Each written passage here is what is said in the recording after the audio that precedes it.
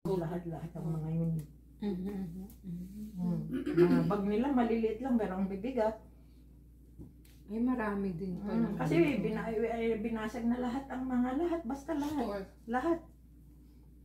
Diyos ko, nakakatakot. Kaya nung nasa daan kami from Kuwait to, imbes na Kuwait to Iraq, and then, saan na nga kami naglarga? Hindi na kami dumaan sa Iraq.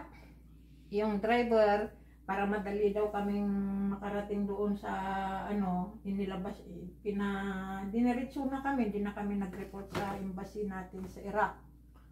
Kaya pagdating namin doon sa destinasyon, oy, nawawala ang bus number 1! Namatay siguro sila lahat!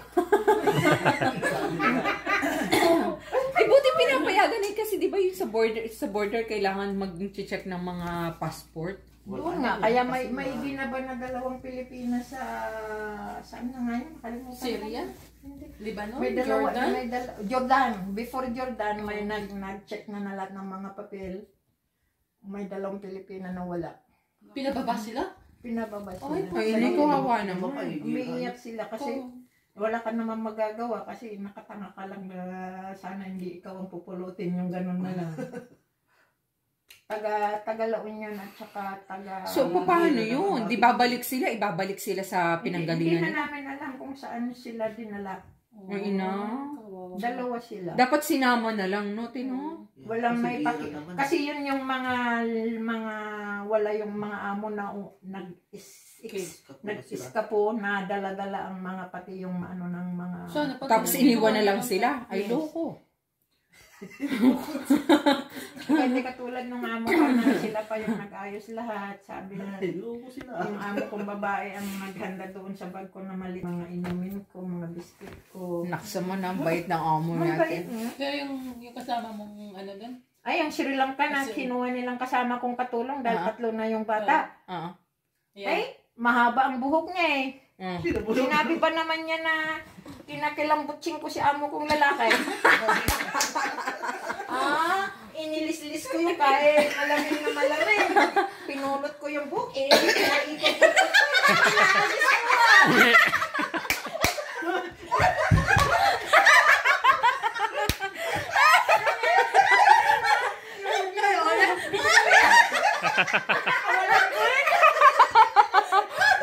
Napunta kami sa police station. Grabe. Kasi sabi pa naman niya, accusing me. O di bagak kasi sinabi ko yung ganon. O di, ano naman sana? Accusing me.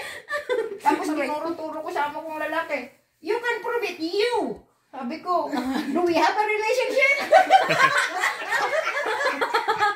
I'm giving you a letters that for my family in the Philippines for you to drop in the post office. It's in it. Sabi ko. Aray. Ay di, ang hirap niyong pagsasama no kasi may awkwardness sinabi ko na hindi sila kuko kasi tapos nung kumuha sila eh ayaw naman ng mga bata sa kanya kasi dugyot daw. Aray ko. Ginawa mo. Pero nung nagkagera, nandun pa rin yung Sri Lankan. Wala na. Isa inis ko. Hindi na yun babalik, pinay-pinay.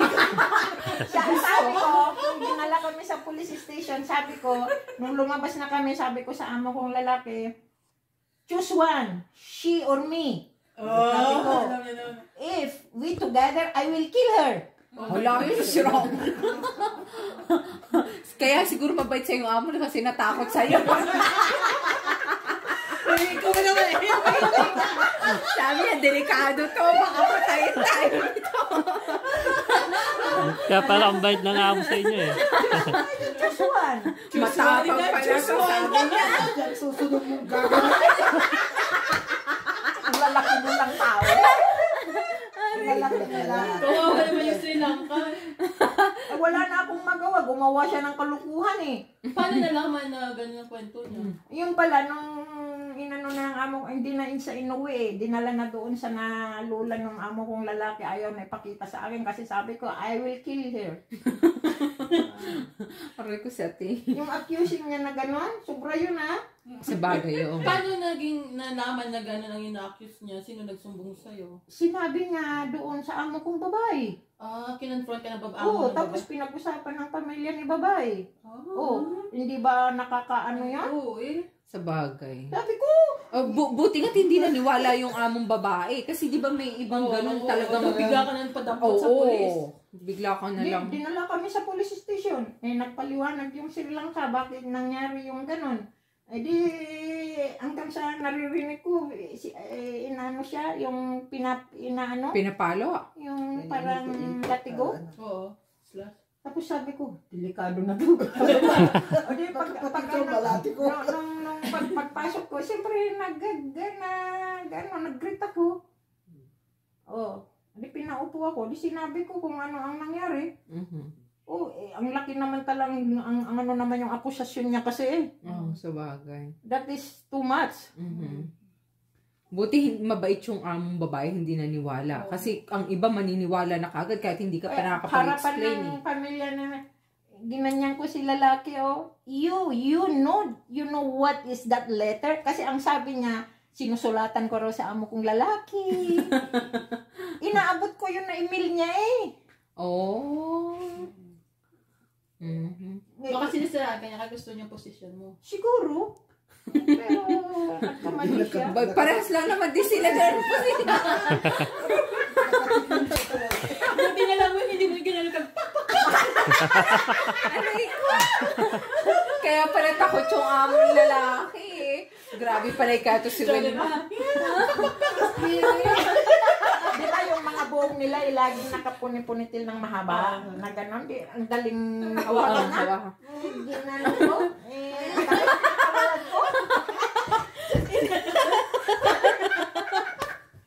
Pinapunta sa mga alamanan.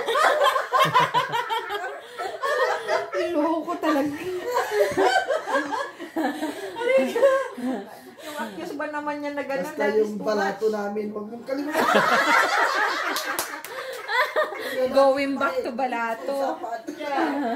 Aray ko. Survivor di nga. Parang grabe ano, lakas nga pala. Hirap na, nakakatakot. Survive yun, ha? Nag-survive sa gera, nakasurvive sa Naglilipat cancer kami si ni ate. Daisy, ang bigat yung box. Hindi ko mabuhat to. Sabi niya, tulungan mo ko. Sabi ko, kinuha pa, ginan ko.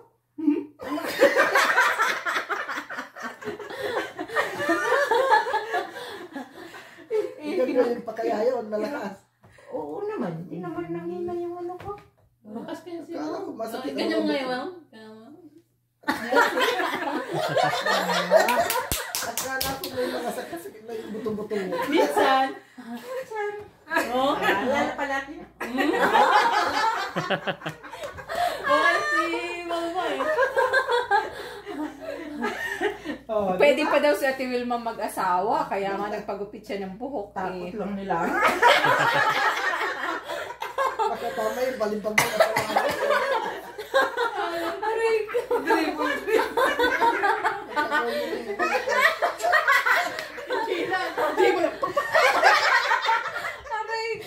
Apan daw. Ay, Diyos ko po. gagawa niya ng cross. Pero yung sa Kubo talaga, di ko rin namalayan yung talagang... Nagulat yun din sa pakpakpak mo. Yung binatawan mo. Yung rentas. Siguro nagulat talaga. Tawan nga niya eh. Nung nakita ko, ginanyan ko na, kininapakan ko ba? At Nakawalas ko na siya takbo. Malakas ang loob na Ate Wilma. Siyempre right ko naman yun kasi kinuha niya pintas ko. Nakabuling ka dito ng itak eh. Kaya Ayun pa yung mo eh. Ayun mo. Pinakot ko sa itak yung amo ko sa Hong Kong. Binalibagan ko yung malaking, yung malapad na ano, na knife. Yung ano, yung lapad? chef knife? Oo. Yung lapad? Oo. Minura-mura niya ako na walang Rason. Walang rason. Oh. Babae, lalaki? Matandang babae. Oh. Buti, nakalabas pa siya, nisara niyang pintuan. Magtapak doon sa pintuan yung... Hindi ka niya pinapulis. Kasalanan niya, ba't niya ako minumura? Na walang dahilan. Chinese. Hindi ko naman si amo, ang amo ko yung puti. Oh. Isinama lang ng asawa ni amo kong kasi iniwalan nga niya yung asawa niya, di ba? American silang dalawa, iniwalayan niya nang dahil sa inchik, tapos sinama yung nanay niya na mangmumura-mura sa akin. Okay, yeah. Hindi yata nalaman ng amo kong lalaki yun eh. Kung nalaman pa ng amo kong lalaki, di mas lagot pa siya. Yeah. Sana sinumbong mo. Hindi ko naman na sinumbong eh. Hindi naman ako Hindi na siya sinita. bumalik pagkatapos mong tirahin ng kotse niya. Hindi kami nag-usap ng isang buwan. Ng babae. Yung matanda. Hindi man ako sinita ng anak niya. Natakot din yung anak niya kasi baka gawin mo sa kanya. Lasunin ka na, lasunin. Nabalita mo ba yung Sa damit lang si nila Choi? ba? Tinan mo. Ay, oo, grabe. Isipin mo yung billionaire na yun, ba't ginawa pa nilang, ginawa nilang sino? Siya, ang vlogger, galing. millionaire. Model. Siya. Bakit? Chin-up-chop siya ng pamilya ng ex-husband niya. Yeah, dahil lang sa pera. Yung ulo niya, tsaka yung mga ribs niya Nasa nandun soup. sa pot na malaki. Yeah. Yung iba niyang katawan nasa fridge. Ako, wala naman sa pera. Ang sa akin lang 28 years old lang din, no? Bata. Bata. Oo, dahil sa pera. Kasi gusto nila na paghati-hatian nila yung pera niya. Pag namatay. Sa pera.